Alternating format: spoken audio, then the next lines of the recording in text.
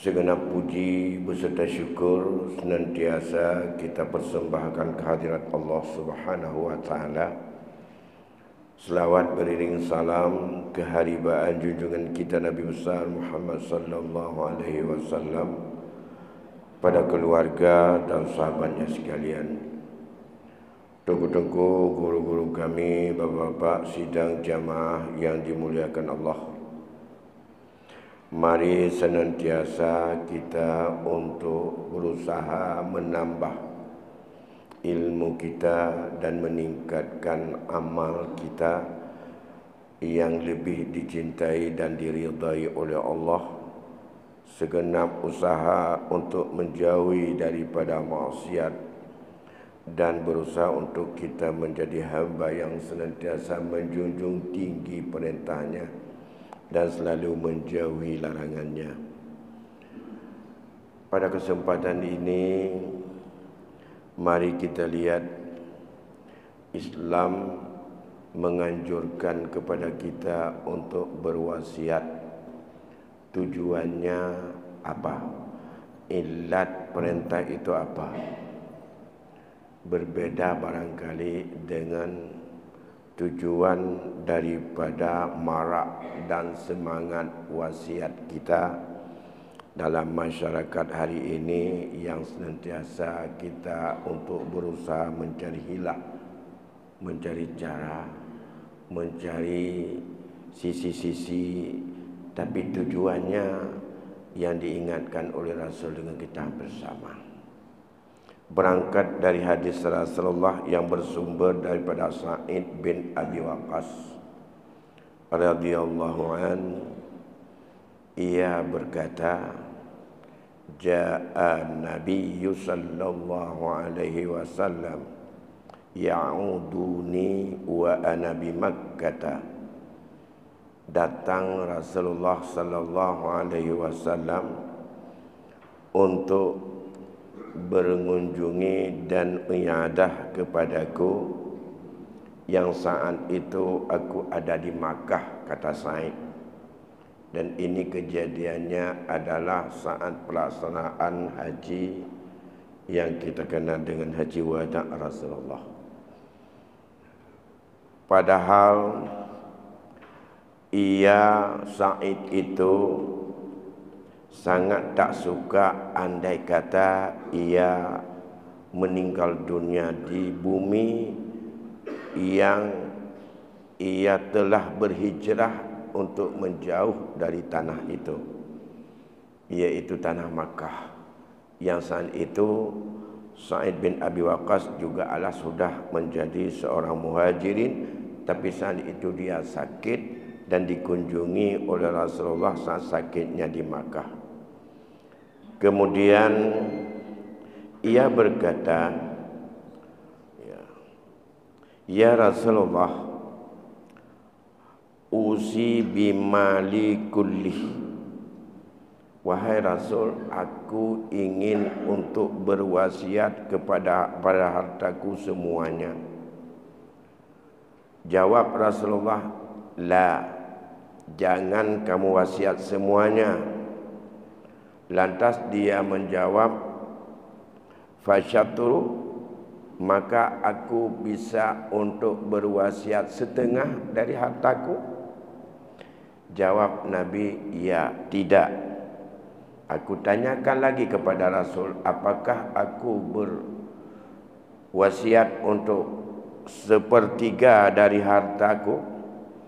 Nabi menjawab, fasulus wasulus kasir. Boleh sepertiga, itu sudah banyak.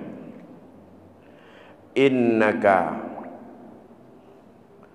in tada' warasataka aghniya'a khairum min an tada'ahum alatun yatakaffuna nasa fi aidihim wa innaka muhma anfaqta min nafaqatin fa innaha sadaqatun hatta luqmatan tarfa'uha ila fai mir'atika wa asallahu ay yarfa'aka wa yantafi'a bika an-nasun wa yadurru bika akharun wa lam yakul lahu yawma idzin illa ibnatun. Jawab Rasul, sepertiga boleh, dan itu sudah banyak. Kamu wahai Sa'id, jika kamu tinggalkan ahli warismu dalam keadaan kaya, itu lebih bagus daripada bahwa kamu tinggalkan mereka dalam keadaan susah dan menderita, yang mereka harus untuk meminta bantu kepada manusia dalam rangka menutupi kebutuhan hidup mereka. Sesungguh engkau bila kamu berinfak dari bentuk nafkah kepada keluarga dan kepada isteri dan keluargamu, itu adalah sedekah. Sampai sesuap nasi yang kamu suapin ke mulut isterimu, mudah-mudahan itu juga adalah sedekah. Tingkat tajok makanan perumah tu sakit tak suap tapi ngalepah nyampi sedekah Rasulullah. Mudah-mudahan Allah akan mengangkat harkat dan martabatmu. Saat Sa'ad bin Abi Waqqas itu menceritakan dan minta setuju Rasulullah ingin untuk mewasiatkan seluruh hartanya, saat itu hanya punya seorang anak perempuan. Hanya seorang anak perempuan saja. Maka dia pikir kalau sana anak perempuannya kan tak apa-apa. Nanti kalau dia wafat, anaknya kan dikawini oleh orang lain. Nanti kan ada laki-laki yang memberikan dan yang menanggung nafkahnya. Maka keinginan dia untuk berinfak semuanya. Tujuannya apa? Agar semua harta yang ada pada yang dia miliki saat itu adalah bermanfaat untuk dirinya. Dah capek dia karena dia ingin dapat hasil di akhirat. Ditegur oleh Rasulullah. Jangan, kata Rasulullah, jangan kamu untuk berwasiat semuanya. Berwasiatlah kamu yang diizinkan oleh Rasulullah saat itu hanya sepertiga. Mengapa semua tidak boleh? Setengah pun tidak boleh, dilarang oleh Rasul kepada Sa'id. Ilatnya, bila kamu meninggalkan keluargamu, ahli warismu, setelah kamu meninggal ia dalam keadaan kaya, dan itu adalah lebih baik bagimu daripada kamu tinggalkan ahli warismu nanti ia dalam keadaan susah fakir dan harus meminta-minta untuk kebutuhan kecukupan makannya. Dari ucapan tersebut menunjukkan dilarang oleh Rasulullah jangan lebih sepertiga memberikan wasiat, tujuannya agar lebih banyak harta itu adalah dimiliki oleh ahli waris. Agar ahli waris itu hidup dalam keadaan cukup, baik yang dicari sendiri maupun harta yang ditinggalkan oleh pewaris. Agar dia tidak menjadi orang yang peminta-minta. Jadi tujuan Rasul agar ahli warismu lebih banyak tinggal untuk dia nikmati hartamu bila kamu mati, yang akan dialihkan oleh Allah kepada ahli warismu. Kalau banyak sekali kamu wasiat, apa yang akan diambil oleh ahli waris? Itu menunjukkan agar ahli waris banyak tinggal harta. Persepsi kita hari ini dalam berwasiat rata-rata bukan untuk jalan kebaikan, tapi bagaimana wasiat bisa kepada ahli waris.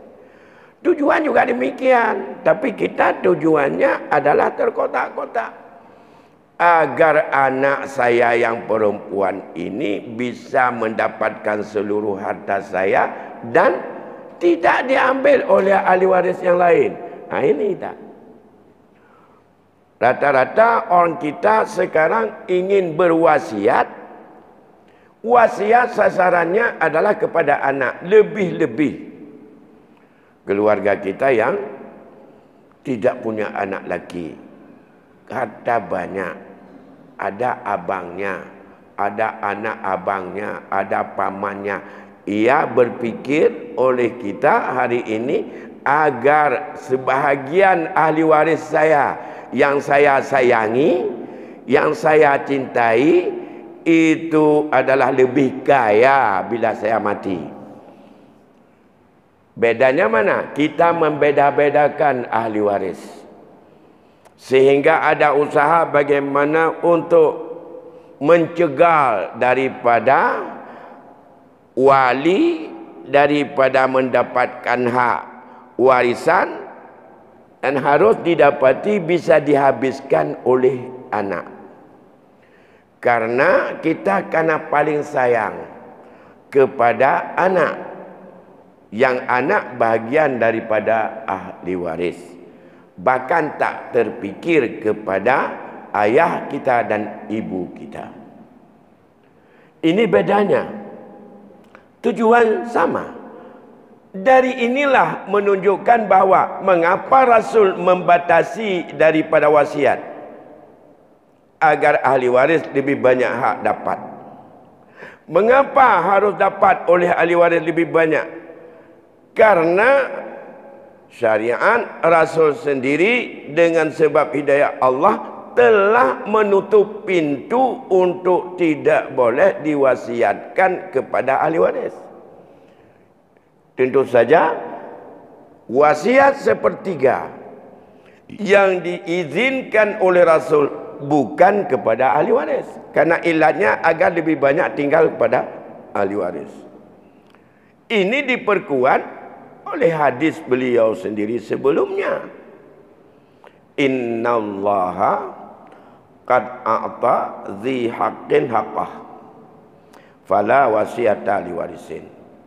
Sesungguhnya Allah telah menetapkan, telah memberikan bagi yang mempunyai hak akan haknya masing-masing.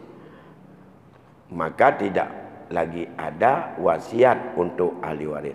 Karena sasaran wasiatnya adalah bukan untuk ahli waris, maka yang boleh hanya sepertiga, dan untuk ahli waris sudah ditutup pintu oleh Rasul untuk tidak boleh wasiat.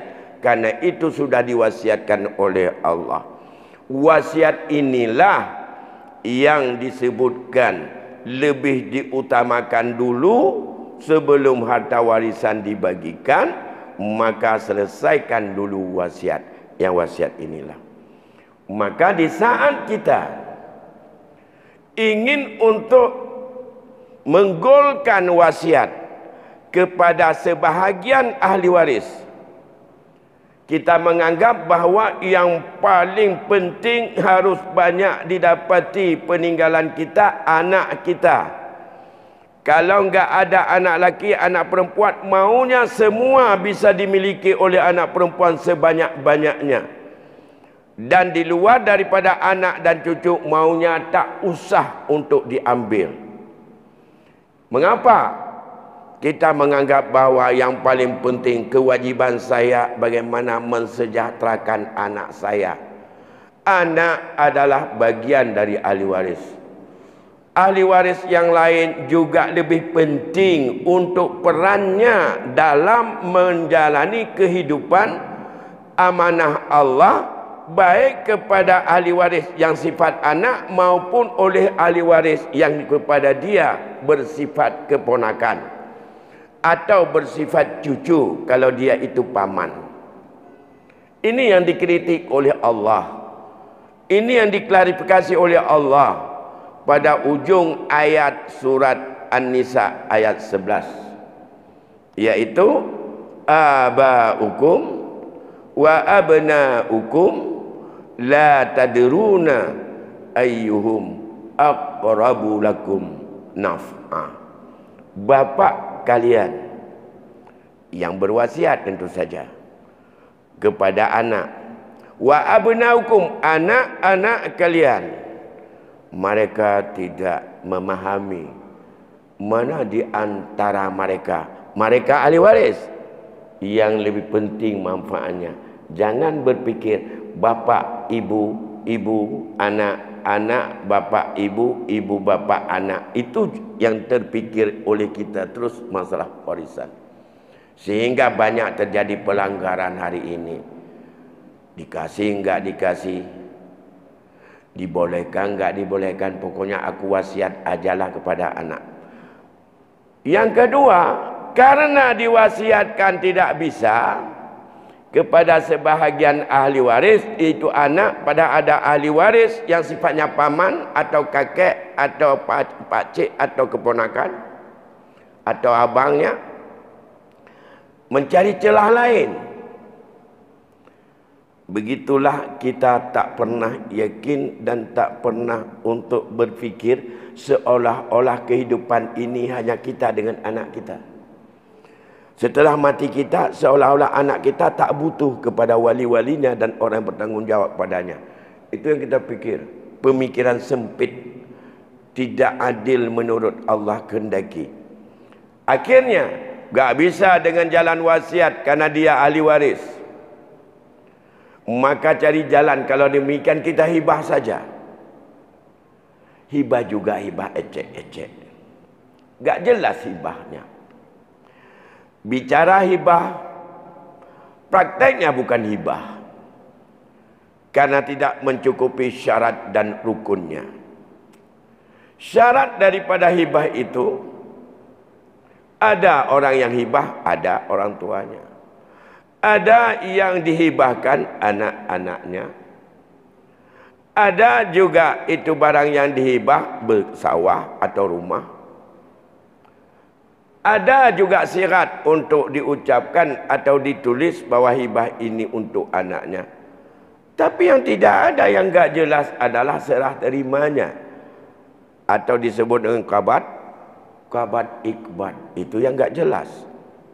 Kalau belum serah terima, hibah itu, andai kata yang menghibah meninggal dunia, benda hibah kembali milik orang yang hibah, tak kembali, tak berpindah kepada ahli waris. Yang kedua, saat orang tua kita dan kita sebagai orang tua menghibahkan sesuatu kepada anak kita, apalagi kita dihadang dengan bermacam adat istiadat yang harus diberi oleh ayah. Adat kita yang pertama, kadang-kadang anak perempuan dapat rumah setiap setelah kahwin. Kemudian anak yang mau sekolah dapat biaya pendidikan setinggi apa dia mau. Orang tua berusaha keras. Anaknya yang belum atau tidak suka untuk menempuh pendidikan tinggi, gak apa-apa, terus untuk bertahan di rumah bersama orang tua dan tak pisah dirinya untuk cari makan. Tapi yang membantu orang tua dan ia makan di rumah orang tua, ia mengharap daripada pemberian orang tua untuk membeli bajunya, untuk dia kesehatannya, untuk kenderaannya, apa saja kalau diberi oleh orang tua dia ambil, gak diberi dia gak nuntut, setelah diberi dia ambil balik, itu pun tak dakwah. Itu dia. Perlu kita kembali kepada dalam hukum munakahat, hukum rumah tangga. Kewajiban nafkah ayah kepada anak berbeda dengan kewajiban nafkah suami kepada isteri. Kalau suami wajib nafkah kepada isteri, Mulai daripada makan, minum, apa itu lagi ya, alat-alat untuk udum-udum ataupun ya lauk pauk, tatyib untuk bau-bauan dan juga kosmetik. Begitu juga dengan tanzif, alat-alat kebersihan untuk dia kebersihan. Yang kedua, wajib beli baju. Batasnya sampai kita tidak ada lagi hubungan suami isteri. Batasnya sampai kalau kita berpisah dengan mati, berarti sampai mati salah satu, habislah kewajiban itu. Ya. Kalau tidak meninggal, antara terjadi perceraian, maka akibat perceraian juga selesailah dan tidak lagi untuk dilanjutkan.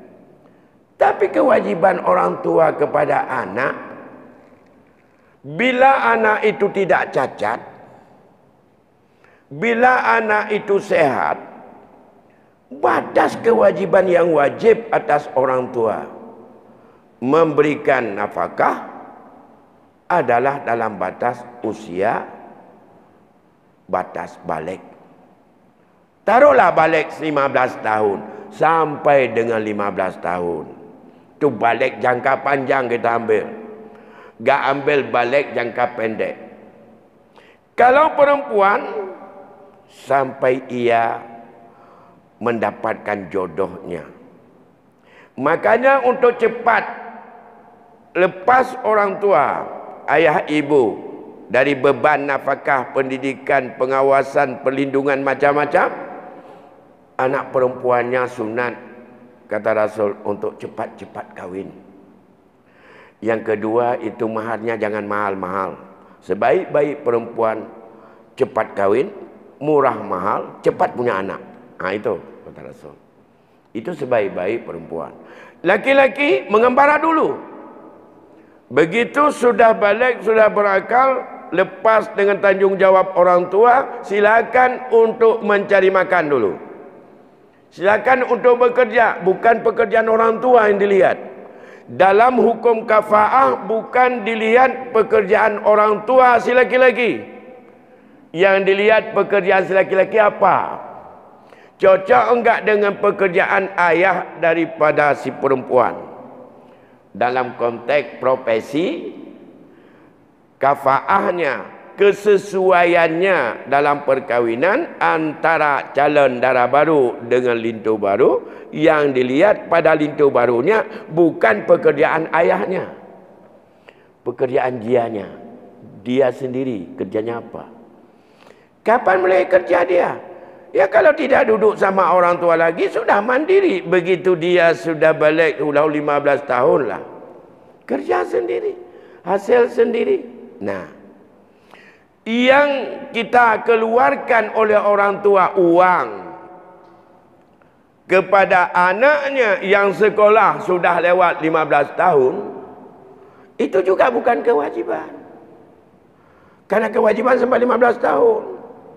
Tamat SMA, untuk S1, S2, S3, nyankan kewajiban untuk pendidikan anak atas orang tua. Itu adalah kalau biaya boleh ia itu dibantu oleh orang tua dalam bentuk hibah.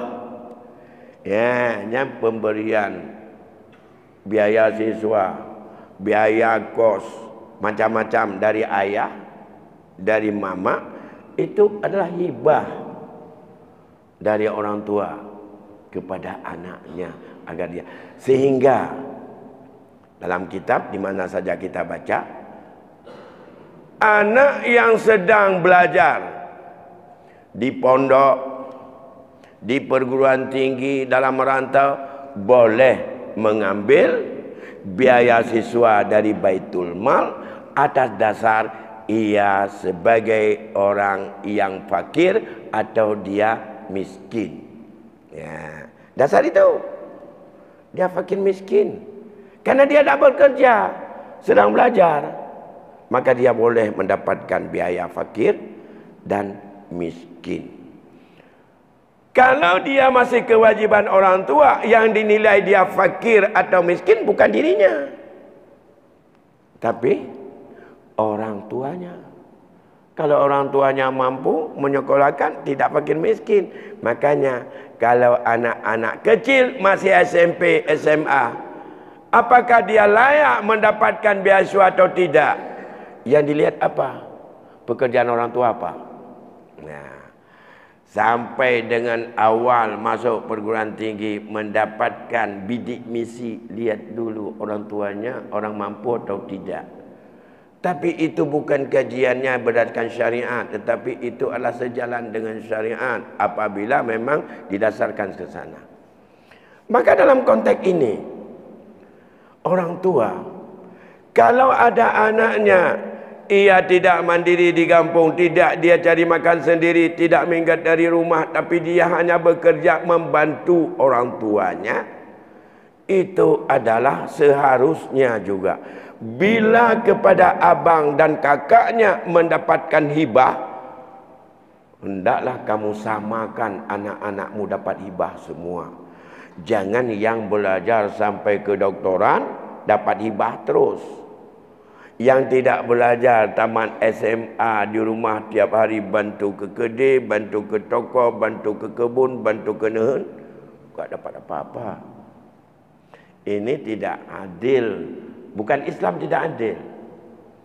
Siapa juga orang tua enggak adil berfikir. Sehingga mereka yang sudah tamat kedoktoran spesialis lagi, dia bisa untuk kehidupan mandiri dan gajinya enggak ada itu kongsi dengan ayah, ibu, karena itu hibah, enggak ada kaitan, bukan saham, hibah. Walau juga dari adik-adiknya yang bekerja membantu ayah dan ibu demi biaya kuliah dia.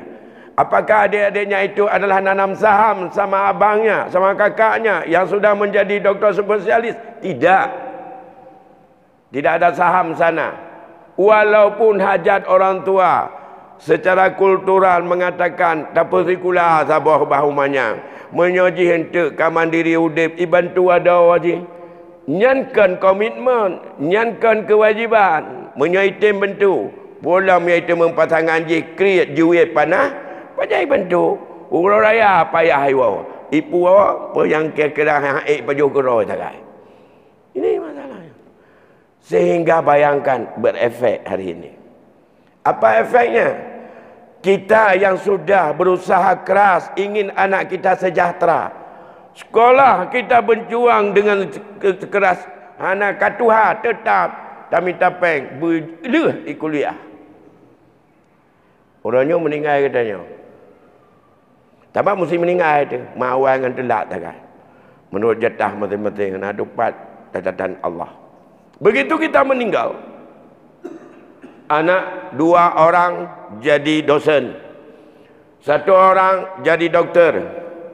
3 orang jadi petani, tukang jaga rumah dan jaga kita saat mau meninggal. Di rumah enggak ke mana-mana dia. Dapur, kebun, sawah, kenehun, ke rumah sakit, jaga ayah. Mereka tak ada yang tugas Jakarta, entah di mana-mana. Ini masalahnya. Kemudian ada tanah, ada rumah, ada nehun. Peninggalan orang tua. Nah, sekarang mau bagi pusaka.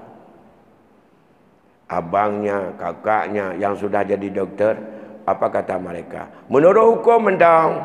Nah, itu kata mereka. Menurut hukum saja. Legaikan hukum. 2 banding 1 legainya. Nah, apa yang telah mereka manfaatkan ke sana itu di luar daripada warisan. Warisan tetap menurut hukum Allah. Anak laki-laki 2 banding anak perempuan.